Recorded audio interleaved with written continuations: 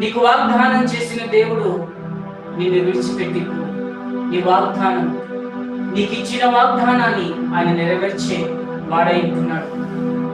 ఈ విషయాన్ని జ్ఞాపకం చేసుకోండి. ప్రియ సంగమా, ప్రియ దైవ జనాంగమా, క్రైస్తవ బిడ్డలారా, సోలిపోవద్దు.